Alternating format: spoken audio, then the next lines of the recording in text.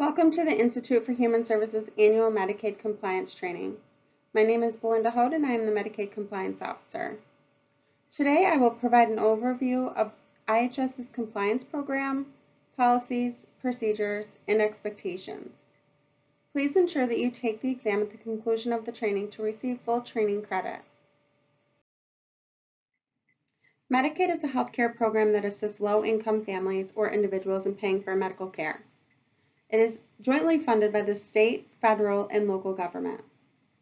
The Institute for Human Services has implemented and maintains a compliance program as required by the New York State Department of Health and the Office of Medicaid Inspector General. IHS, its board of directors, administrators, and management teams are committed to delivering quality and efficient patient transportation services to the highest standards of ethical and professional business conduct. Maintaining full compliance with all applicable state and federal laws affecting the delivery and payment of healthcare-related transportation services, including those regulations that prohibit fraud, abuse, and waste of healthcare resources, is of the highest priority. The compliance program is applicable to all billings, payments, medical necessity and quality of care standards, governance, mandatory reporting, and credentialing. A complete copy of the IHS compliance plan and compliance officer contact information may be located on the IHS website. We have already reviewed what Medicaid is. Now I would like to explain what Medicaid fraud is and how we can recognize it. Healthcare fraud is not a victimless crime. It impacts all taxpayers, recipients, and providers.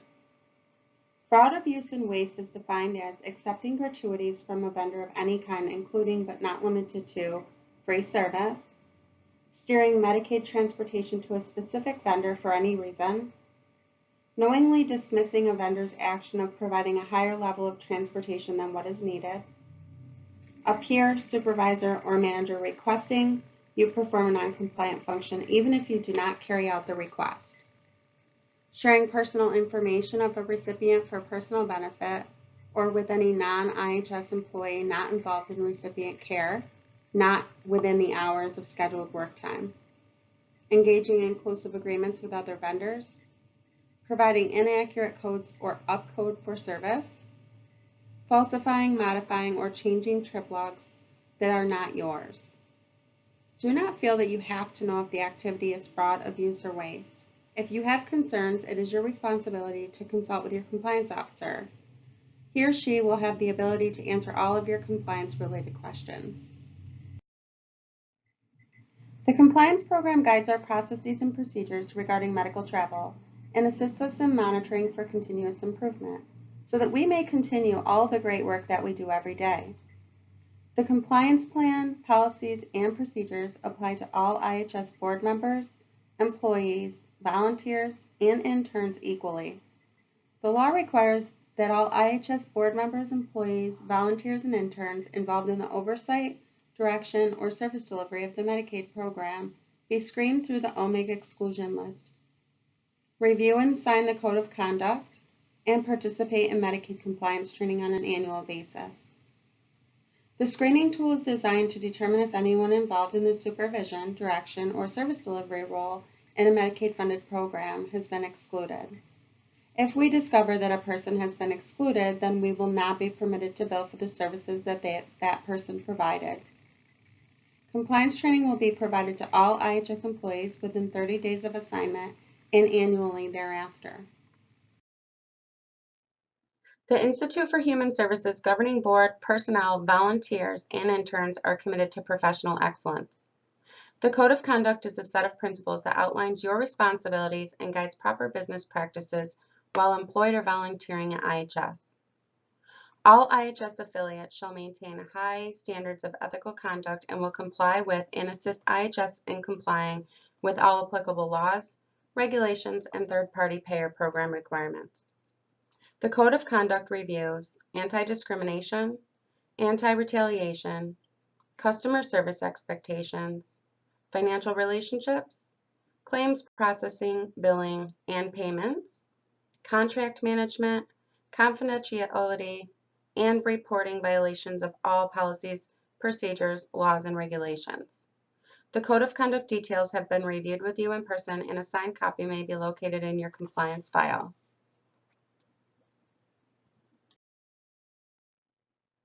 As a Medicaid service provider, it is our responsibility to work diligently to identify possible risk areas.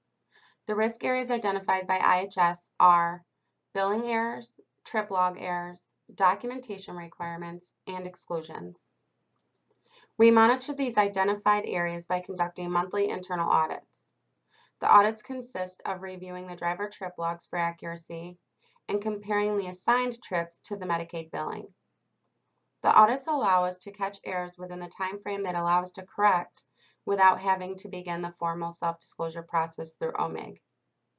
The Compliance Committee is comprised of the Compliance Officer and 4 additional directors that are not involved in the direct service delivery of the Medicaid program. The Compliance Committee meets quarterly to review the audit results and corrective actions. As representatives of the Institute for Human Services, we must practice honesty and integrity in fulfilling our responsibilities. The Institute for Human Services is committed to maintaining the integrity of its business operations and the anonymity of good faith reporters. The Institute has an open door policy and suggests that employees may share their questions, concerns, suggestions, or complaints with their direct supervisor. If you are not comfortable speaking with your supervisor or not satisfied with your supervisor's response, you are encouraged to speak with any member of the management team. Supervisors and managers are required to report complaints or concerns about suspected ethical or legal violations in writing to the compliance officer. The compliance officer has the responsibility to investigate all reported complaints.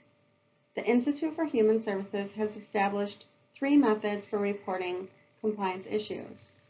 Firstly, any issue may be reported by phone at 607-776-9467, extension 223. However, please note this is not an anonymous phone line. There is an online fillable form available on the IHS website that can be emailed to compliance@ihsnet.org or printed and labeled confidential and mailed to the IHS Compliance Officer at 50 Liberty Street, Bath, New York, 14810. Once the Compliance Officer receives a complaint, he or she will begin investigating the complaint immediately. At the conclusion of the investigation, the Compliance Officer will prepare a report with recommendations to prevent a reoccurrence, if warranted. All complaints, records, and reports will be kept confidential as permitted in the course of a thorough investigation. Anyone reported suspected fraud is protected from retaliation under the Whistleblower Act. We pride ourselves on delivery of personalized, compassionate, and professional transportation services. Our volunteer drivers are trained in HIPAA and Medicaid compliance, have their motor vehicle report reviewed, participate in the LENS program, are cleared through the Medicaid exclusion database, and have a background check prior to accepting trip assignments. The Institute for Human Services only accepts Medicaid transportation trips from Medical Answering Services, the New York State transportation broker. IHS is prohibited from accepting Medicaid trips from any other source. All trips assigned to the volunteer driver by IHS employees will be reimbursable. It is not permissible for a volunteer driver to schedule appointments directly with the client or trade trips to a fellow driver. If the driver has a need to cancel a scheduled transportation, the driver is required to call IHS Coordinated Transportation to cancel their trip. The driver trip logs are a very important piece of the volunteer driver program and must be accurate. All drivers are required to complete a trip log prior to and after each trip. It is imperative that the trip log contain the full printed name and signature of the driver providing the transportation, attesting that the reference trip was actually completed, your driver's license number, your vehicle license plate number to the vehicle that you used for this specific transport, the Medicaid enrollee's name and Medicaid identification number, the date of the transportation, both the origin of the trip and the time you picked up the client, both the destination of the trip and the time that you dropped the client off. The trip logs will be verified with the MAS assignments in billing and will not be billed if any of this information is missing or inaccurate. IHS will attest to its billing only when there is sufficient documentation to verify that transportation was provided to a medical appointment. We understand that sometimes mistakes occur. If you make a mistake, please draw a single line through the mistake, initial and date, and then write the correction below.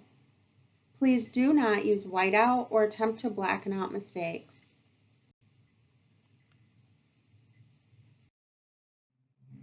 Our volunteers are the lifeline of what we do in our communities every day. We value your service to the communities in which you live. Thank you again for your service. Please direct all questions, comments, or concerns to Belinda Hode at the contact number displayed.